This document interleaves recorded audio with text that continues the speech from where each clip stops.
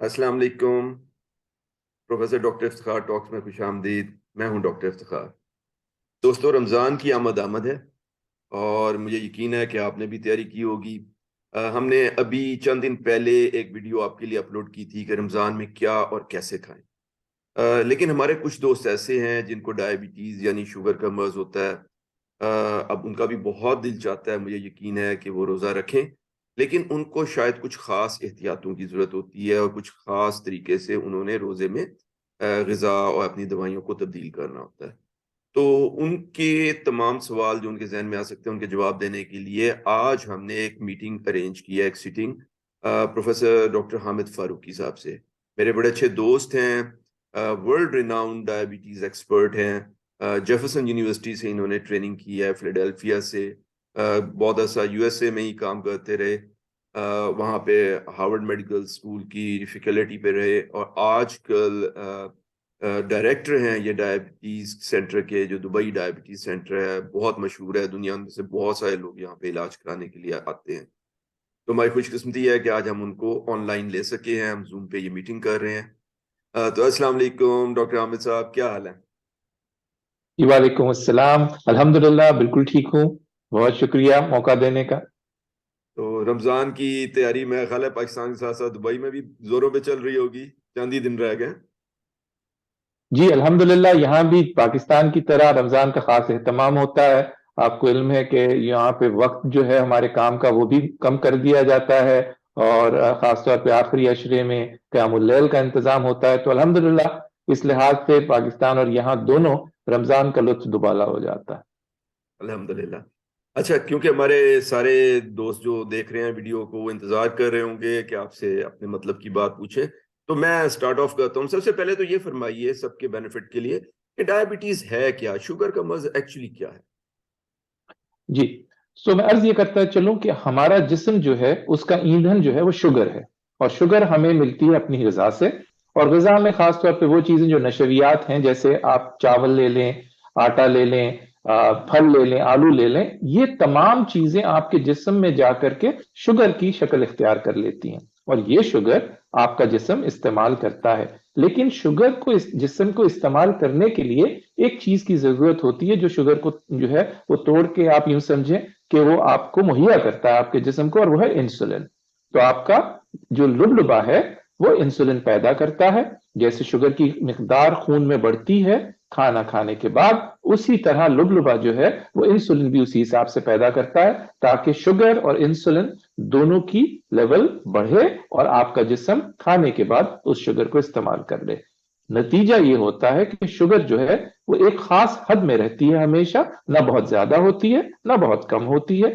اگر یہ شوگر حد سے بڑھ جائے اور نارمل لیولز میں نہ رہے تو اس کیفیت کو، اس مرض کو ہم ڈائبٹیز کہتے ہیں۔ درست ہو گیا۔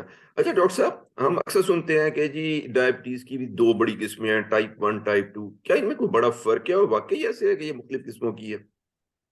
جی، اگر آپ کل اقسام دیکھیں ڈائبٹیز کی، وہ تو 30 سے بھی زیادہ ہے، لیکن جو ہمارے 99% لوگ ہیں وہ یا تو ٹائپ 1 میں ہوتے ہیں یا ٹائپ 2 میں ہوتے ہیں۔ تو اگر آپ 10 اشخاص کو لیں جن میں شوگر کی بیماری ہو، 9 کو ٹائپ 2 ڈائبٹیز ہوگی جبکہ صرف ایک کو ٹائپ 1 ڈائبٹیز ہوگی۔ فرق کیا ہے؟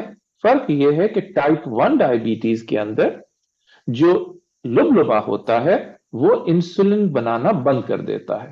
اس کی وجہ یہ ہوتی ہے کہ آپ کا جسم کا جو مدافعت ہوتی ہے، امیونٹی جو ہوتی ہے، وہ آپ کے لبلبے کے اوپر اٹیک کر کے اس کو جو ہے وہ انسولین بنانے کی قوت کو ختم کر دیتی ہے، لہٰذا یہ اشخاص انسولین نہیں بنا پاتے۔ لہٰذا ان کو انسولین کی ضرورت ہوتی ہے، جو منہ کے ذریعے ہم آپ کو علم میں نہیں دے سکتے کیونکہ پیٹ میں وہ گھل جاتی ہے، لہٰذا انجیکشن کے طور پہ ان لوگوں کو انسولین دی جاتی ہے اور وہ اپنی شوگر کنٹرول کر لیتے ہیں۔ ٹائپ 2 ڈائبٹیز مختلف ہے۔ یہاں پر ہمیں وراثت میں اپنے والدین سے ایک ایسا عمل ملتا ہے کہ جس میں جو انسولین ہم بناتے ہیں جسم اس کو استعمال نہیں کر پاتا۔ آپ یوں سمجھیں کہ اس کی انسولین کی مدافعت یا ریزسٹنس ہوتی ہے باڈی کے اندر، انسولین بالکل ٹھیک ٹھاک بنتی ہے لیکن آپ کا جسم اس انسولین کو استعمال نہیں کر پاتا۔ وقت کے ساتھ ساتھ دوسری چیز بھی آ جاتی ہے کہ لبلبا कमजोर होना शुरू हो जाता है। सो टाइप 2 डायबिटीज में दो चीजें होती हैं जो याद रखने की हैं। एक जो आपके जिस्म में रेजिस्टेंस या मुदाफियत होती है इंसुलिन के लिए, दूसरी आपका लुबलुबा उतनी इंसुलिन बना नहीं पाता जितनी आपको जरूरत होती है। टाइप 1 में सिंपली एक ही चीज होती है कि आप इंसुलिन उस बना नहीं पाते और उसके खिलाफ कोई मुदाफियत नहीं होती, लेकिन चूंकि बना नहीं पाते लिहाजा बाहर से लेनी पड़ती है। बहुत शुक्रिया डॉक्टर साहब। अच्छा, ये तो हम जानते हैं कि हमारे दीन में माशाल्लाह दीन फितरत है, बहुत सहूलतें हैं। अगर किसी को कोई मजबूरी हो, तो अगर कोई बहुत बीमार है तो हमें मालूम है कि दीन में ये सहूलत है कि वो रोज़ा ना रखें, उसकी जगह फिदिया अदा कर दें।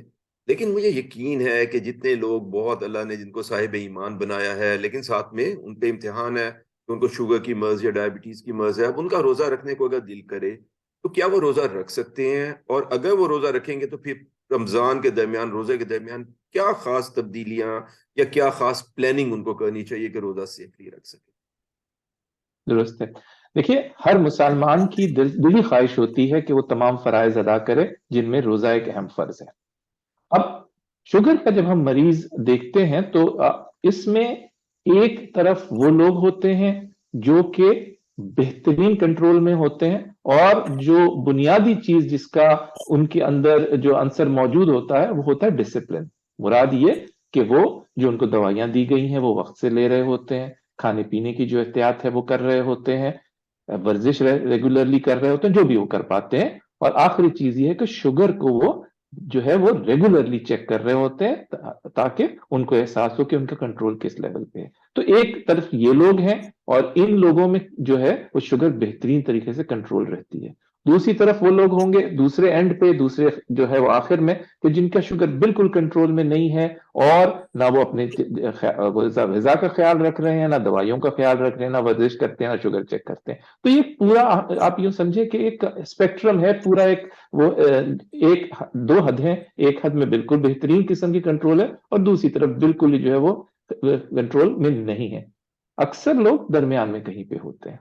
सो हर शख्स जो है उसके लिए एक कह देना कि तमाम लोग रख सकेंगे रोजा, जाहिर है कि वो मुमकिन नहीं है।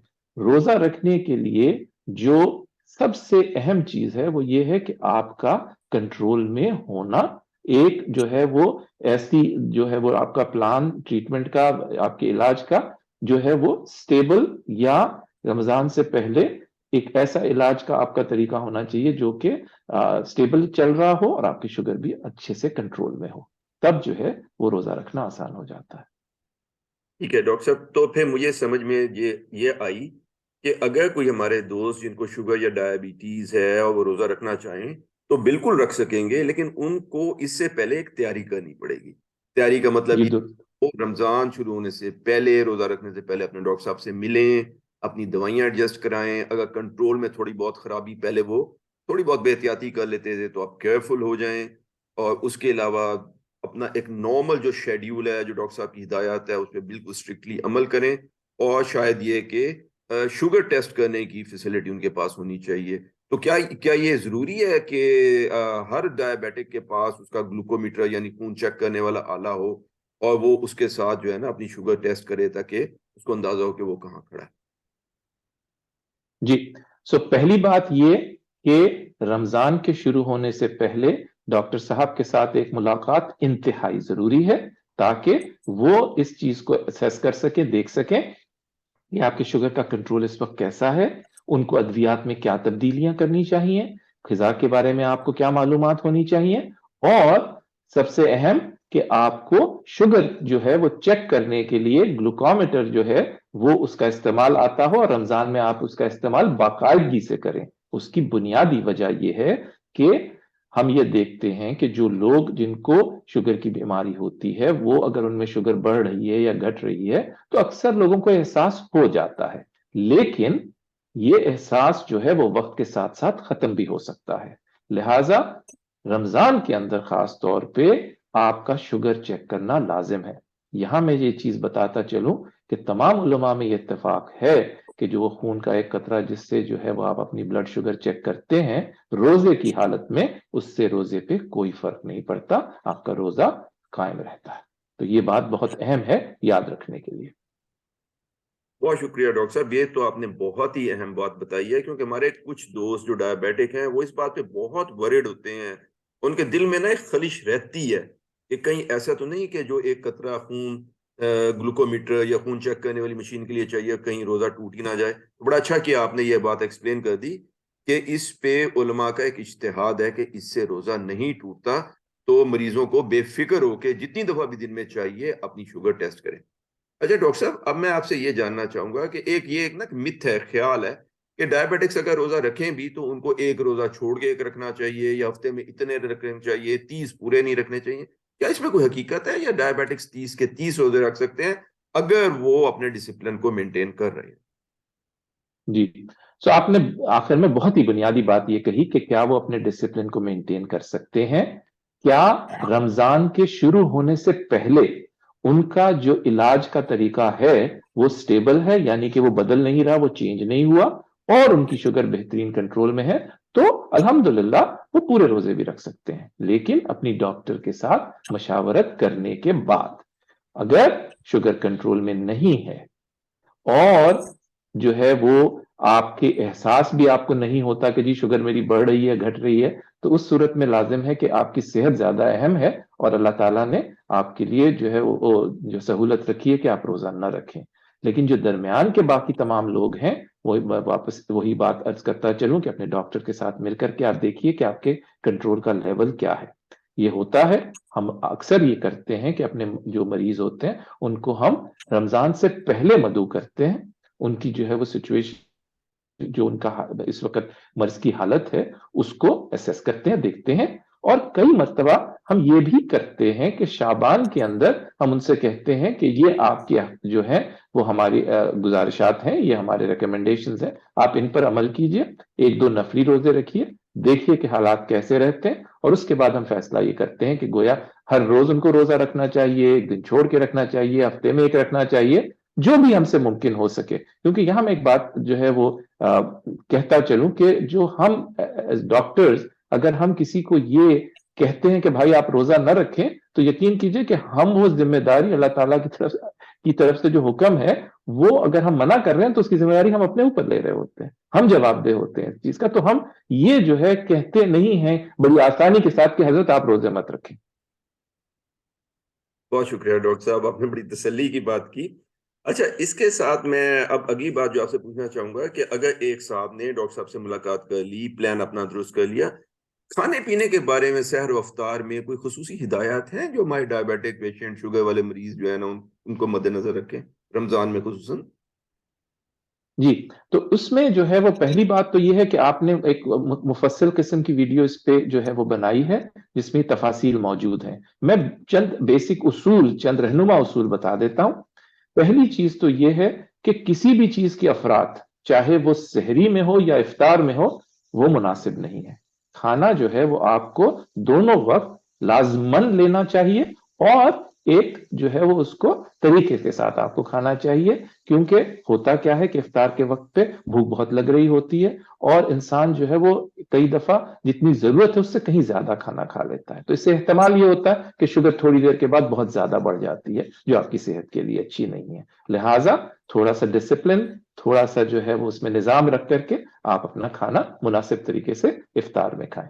جہاں تک رہ گئی سحری کی بات، تو وہ سحری کرنا ایک ڈائبٹیز کے مریض کے لیے لازم ہے۔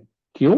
اگر آپ تھوڑا سا سوچیں کہ روزے کی جو اس وقت ٹائمنگ ہوگی یا وقت ہوگا وہ تقریباً 14 سے 15 گھنٹے ہوگا کہ آپ جہاں پہ آپ موجود ہیں اس حساب سے، تو اگر آپ سحری کے وقت مناسب غذا نہیں لیتے تو 4 یا 6 گھنٹے کے بعد کافی اس چیز کا احتمال ہے کہ شوگر گر جائے گی، اور اگر شوگر گر جائے گی تو پھر آپ کو روزہ افطار کرنا پڑے گا، اور جو ہے وہ روزہ آپ نہیں رکھ پائیں گے۔ دوسری اہم چیز اس میں یہ ہے کہ جو ہے وہ موسم بدل رہا ہے، پانی کی جو مقدار ہے وہ بھی آپ کو لازمن افطار اور سحری کے درمیان 6 سے 8 گلاس پانی پوری کوشش کیجئے کہ آپ استعمال کریں۔ تو یہ دو چیزیں آپ کو یاد رکھنی ہے رہنما اصول کے طور پہ سحری اور افطار کے لیے۔ جی ڈاکٹر صاحب، بہت شکریہ۔ اچھا، اب دیکھیں، ہم سپوز کرتے ہیں کہ ہمارے ایک دوست ہیں جن کو شوگر یا ڈائبٹیز ہے، انہوں نے تمام ہدایت پہ عمل کر کے روزہ رکھ لیا، اس کے باوجود بھی آخر ڈائبٹیز ہے اور آخر روزہ ہے، تو ظاہر ہے ان میں کچھ پاسبلٹی ہے، کچھ کمپلیکیشنز کی، کنسرنز کی، کچھ مسائل ان کو آ سکتے ہیں. وہ کون سے بڑے مسائل ہیں جو روزے کے درمیان شوگر کے پیشنٹ کو درپیش آ سکتے ہیں؟ ان کے بارے میں تو کچھ بتائیے. جی ضرور. میں آپ سے جو ہے وہ تھوڑا سا وقت زیادہ لوں گا اس جواب کے لیے کہ دیکھیے میں نے عرض یہ کی کہ شوگر کا جو مرض ہے وہ نام ہے اس چیز کا کہ شوگر ایک رینج سے ایک جو ہے وہ اگر باہر اوپر یا نیچے ہو جائے تو اس کو ہم ڈائبٹیز یا شوگر کہتے ہیں. سو اسی طریقے سے روزے کے دوران اگر شوگر نیچے گر جائے جس کو ہم ہائپوگلائسیمیا یا شوگر کی کمی کہیں گے، یا شوگر بہت زیادہ بڑھ جائے رینج سے اوپر نکل جائے جس کو ہم ہائپر گلائسیمیا یا شوگر کی زیادتی کہیں گے، یہ دونوں چیزیں دیکھی جا سکتی ہیں.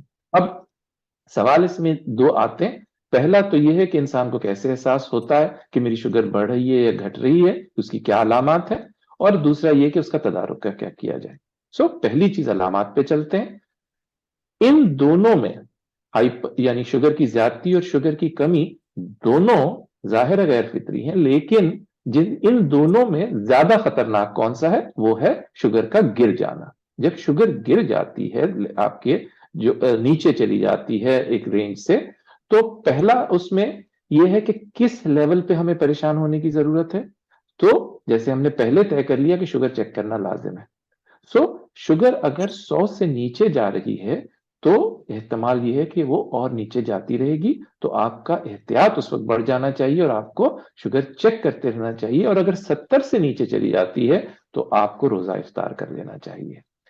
لو شوگر یا شوگر کی کمی کی علامات کیا ہیں؟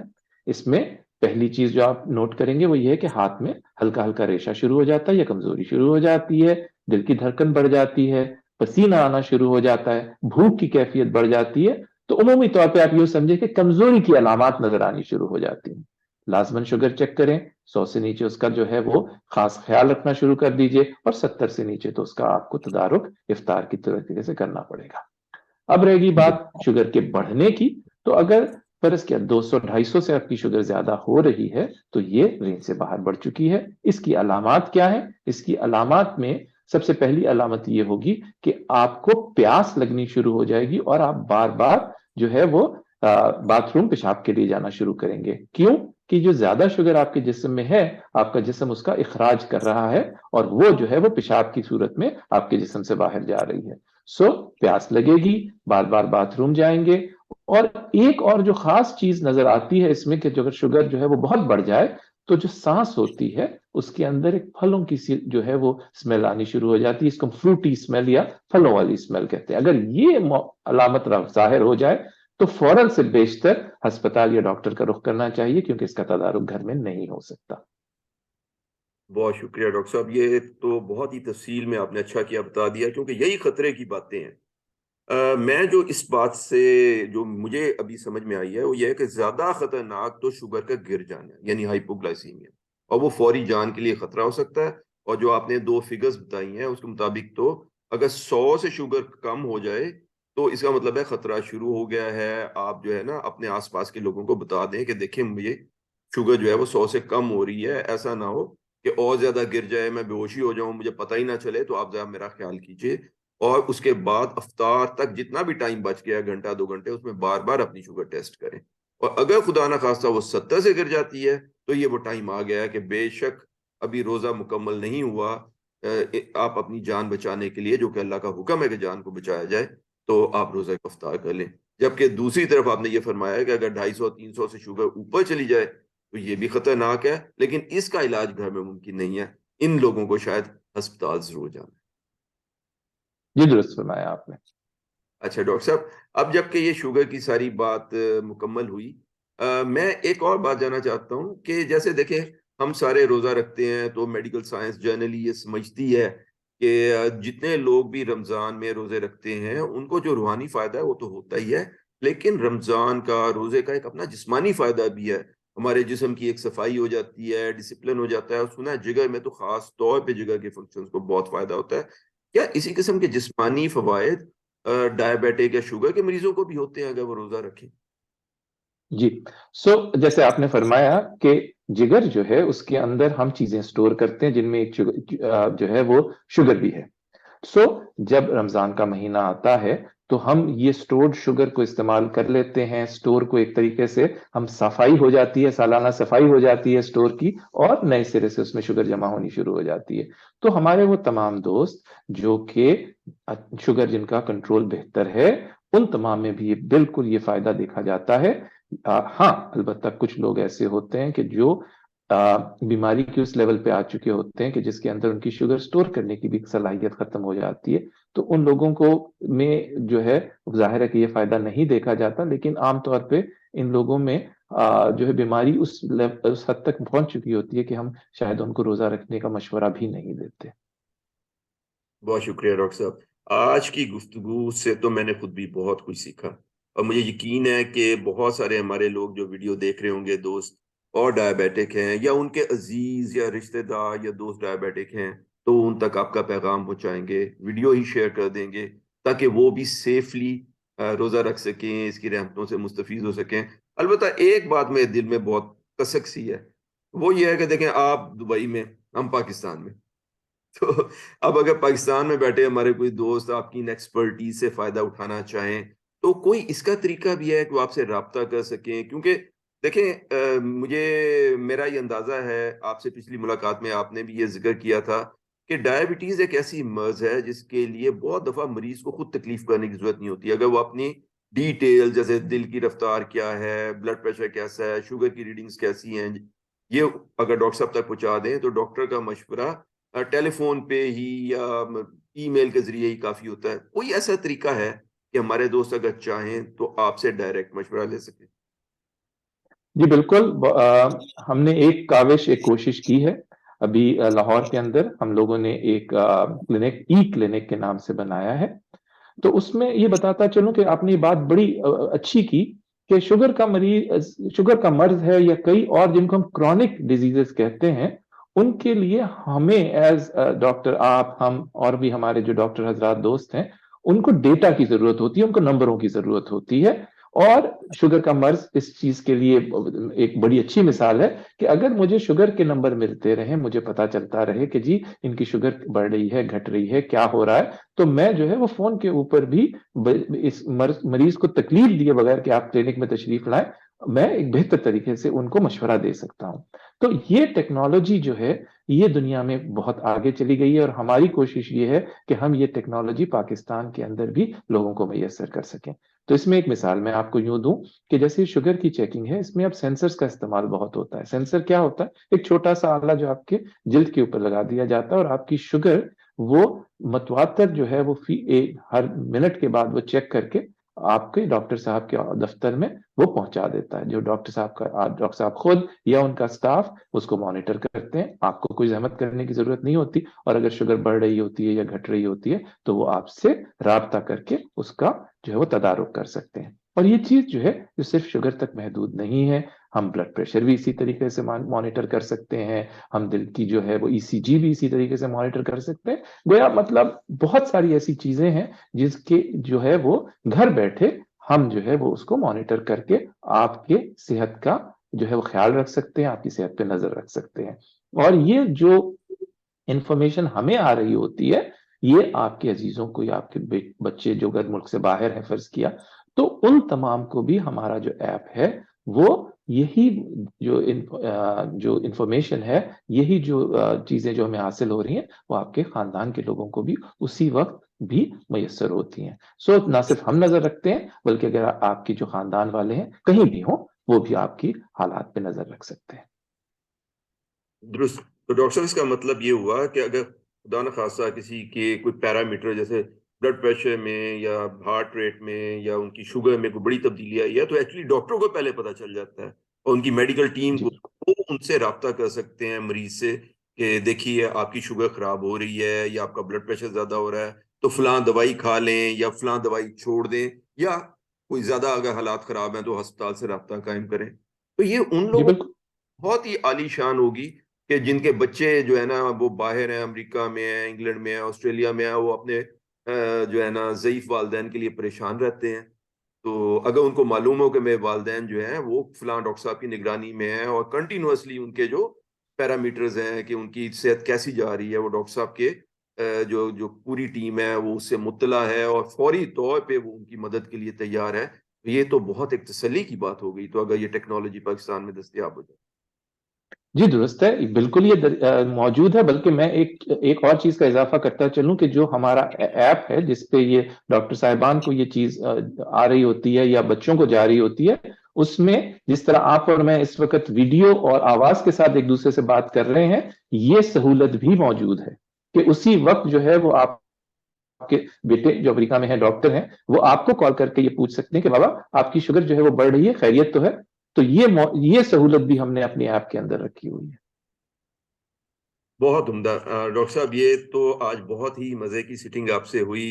امید ہے کہ یہ بہت یوزفل بھی ہوگی اور ہمارے دوست جو ہے نا اس سے پورا پورا فائدہ اٹھائیں گے.